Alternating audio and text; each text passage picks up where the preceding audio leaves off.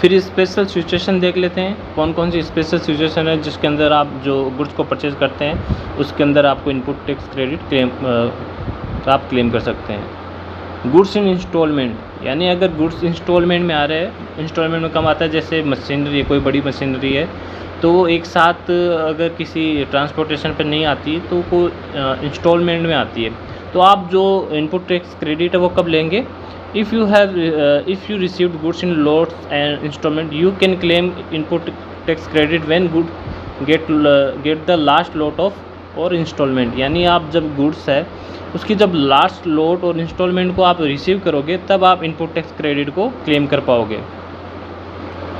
फिर है delayed payment, यानी अगर कौन सी ऐसी सिचुएशन है जिसमें आपने गुड्स भी रिसीव कर लिया, इनवॉइस भी रिसीव कर लिया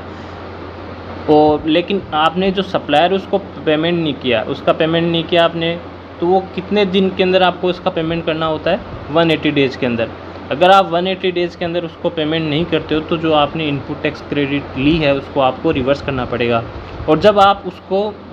पेमेंट कर देते हैं तो आप उसको रिक्लेम कर सकते हैं, लेकिन उससे क्या होगा, आपका इंटरेस्ट का जो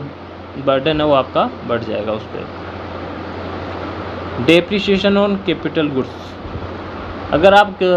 कैपिटल गुड्स को परचेज़ करते हैं और एज सेम टाइम आप उस पर डेप्रिसिएशन भी चार्ज करते हैं अपने बुक्स में, तो आप इनपुट टैक्स क्रेडिट को क्लेम नहीं कर पाओगे। If you have claim depreciation on tax component of capital goods under income tax act, you can not claim input tax credit on that tax component, यानी जो tax component है उस पर आप जो इनपुट टैक्स क्रेडिट है उसको claim नहीं कर पाओगे। फिर टाइम लिमिट, आप कब तक इनपुट टैक्स क्रेडिट को क्लेम कर सकते हो? You can not claim input tax credit for any invoice debit note after November 30th following the end of the financial year to which it's belong और after the filing of annual return which is come first, यानी अगर आप next जैसे अपना financial अभी जो ख़त्म हुआ है वो है